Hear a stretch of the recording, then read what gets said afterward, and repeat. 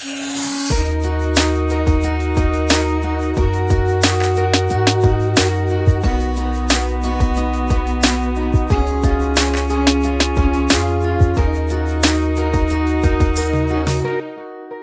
दोस्तों, welcome to चालाकी read between the lines. ये हमारा दिवाली धमाका एपिसोड है और मैं आपको और आपके परिवार को दिवाली की शुभकामनाएं और बधाइयां देना चाहता हूं, ये उम्मीद के साथ कि अब 2022 में कोरोना वायरस खत्म हो जाए। ये उम्मीद से कि 2022 हम एक नए सिरे से शुरू करें और कोरोना वायरस के कारण से जिन लोगों ने अपने परिवार दोस्तों को खोया है या काम धंधे में नुकसान हुआ है या लोगों की नौकरियां गई हैं, वो सब अब खत्म हो जाए, ये सब पीड़ाएं खत्म हो जाए। अब लोग अपने दोस्त परिवार के साथ बाहर सिनेमा, रेस्टोरेंट्स वगैरह वगैरह घूम सके और एक नए सिरे से हम ये नया साल शुरू करें। जिन लोगों ने कोरोना वायरस की वजह से अपने फैमिली या फ्रेंड्स को खोया है, जिन लोगों के काम धंधे बंद हो गए, वो फिर से शुरू हो जाए और ये दुख का समय खत्म हो जाए। मैं ये भी चाहता हूँ कि हमने जो चीजें नहीं की थी, जैसे सिनेमा में जाना, रेस्टोरेंट्स में खाना खाना, अब जो शुरू हो गया है वो ऐसे ही बरकरार रहे। पहले तो सबसे खुशी की बात यह है कि हम मॉल्स में जाके शॉपिंग कर सकते हैं, मल्टीप्लेक्सेस में जाके मूवीज दे सकते हैं, वो बड़ी स्क्रीन, वो सराउंड साउंड, इंटरवल में पॉपकॉर्न, समोसा, यार उसका मजा तो अलग ही है। वो मजा आपको OTT प्लेटफॉर्म पे या घर बैठे टीवी पे नहीं मिल सकता है। सही बता रहा हूं ना? यही चीज अगर हम रेस्टोरेंट्स की बात करें तो हमारे दोस्तों यारों के साथ रेस्टोरेंट में बैठ के वो म्यूजिक का एम्बियंस, अपनी मनपसंद चीजें खाने की पीने की ऑर्डर करें और उसका मजा उठाएं, वो बात ही कुछ और है। वो आप अगर स्विगी या जोमेटो पे घर बैठ के खाना मंगवाए, उसमें इतना मजा नहीं आएगा, करेक्ट? लेकिन कोरोना वायरस का इस त्योहार से कुछ लेना देना नहीं है और उसकी छुट्टी या दिवाली भी नहीं है। अगर हम थोड़ा सा सतर्क या अवेयर रहें और सोशल डिस्टेंसिंग और मास्क पहने रहें तो हमारी दिवाली काफी लंबी चल सकती है। खैर, जैसे मैंने प्रॉमिस किया था, इस आने वाले साल में क्या क्या अच्छा होने वाला है, द गुड न्यूज, उसकी बातें करते हैं। शुरू करते हैं एयर इंडिया। आपने ये तो जरूर पढ़ा होगा कि टाटाज ने 18,000 करोड़ रुपए में एयर इंडिया को खरीद लिया है। ये तो बहुत ही अच्छी खबर है। अब हमें काफी नए ऑप्शंस आ जाएंगे। ऐसा सुना है राकेश झुनझुनवाला प्रमोटेड आकाश एयर भी आ रहा है और जेट एयरवेज को भी रिवाइव करने की कोशिश की जा रही है।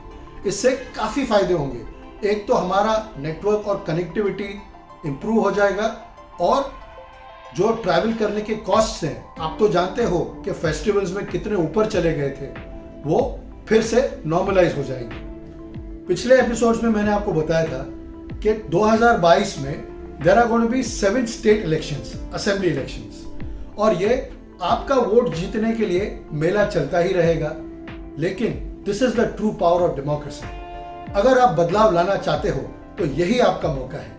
लेकिन इस बार मैं आपसे एक प्रार्थना करना चाहता हूँ, सिर्फ न्यूज चैनल्स और न्यूज़पेपर देख के अपना वोट मत देना। हर एक पार्टी का घोषणा पत्र या मैनिफेस्टो एक बार जरूर चेक कर लेना। अब तीसरी बात, पेट्रोल का भाव तो आप जानते ही हो।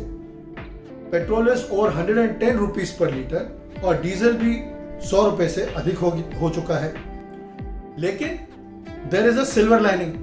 हमारे देश के प्लानिंग कमीशन नीति आयोग ने एक नई पॉलिसी तैयार की है, इंडियाज इलेक्ट्रिक मोबिलिटी ट्रांसफॉर्मेशन। इसका मतलब यह है कि अब सब व्हीकल्स को ईवीज या इलेक्ट्रिसिटी व्हीकल्स में कन्वर्ट किया जाएगा। इस प्लान के अनुसार 2030 तक इंडिया के कमर्शियल कार्स 80% तक, प्राइवेट व्हीकल्स 40% तक, बसेस 30% तक और 2 या 3 व्हीलर्स 80% तक सब इलेक्ट्रिक व्हीकल्स में कन्वर्ट हो जाएंगे। इसका फायदा क्या है? इसके कई सारे फायदे हैं। एक तो ये कि the cost of running an electric vehicle is 1/3 of cost of running a petrol और डीजल व्हीकल। सोचिए, 1/3 या 30% of cost of running a petrol और डीजल व्हीकल। और आपको पता हो या ना, you are automatically saving the environment. The pollution is getting controlled because you are driving electric vehicles instead of petrol और डीजल व्हीकल्स। अच्छा है ना? तो मैं आपसे हाथ जोड़ के इल्तिजा करता हूं कि आपका नेक्स्ट व्हीकल 2 व्हीलर, 3 व्हीलर या 4 व्हीलर हो, आप इलेक्ट्रिक व्हीकल्स को जरूर एक मौका दें। कोरोना वायरस की बात भूल गए क्या?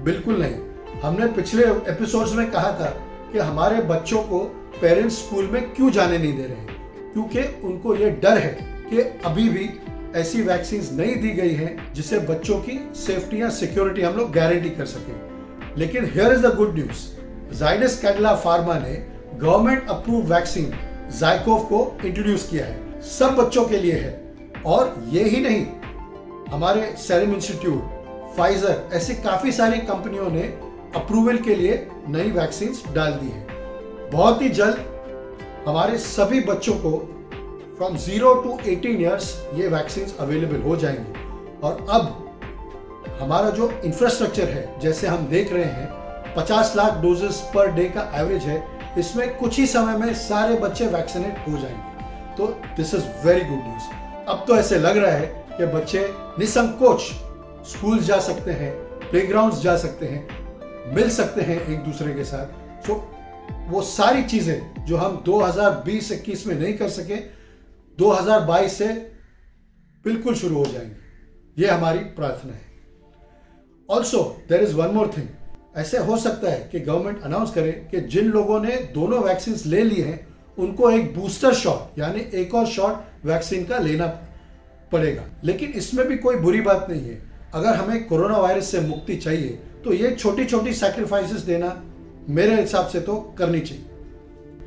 अगली बात, इंडिया एक एग्रीकल्चरल इकोनॉमी है और इस बार हमारे यहाँ मॉनसून बहुत अच्छे रहे और जायज है फसल भी उम्दा और पर्याप्त होगी।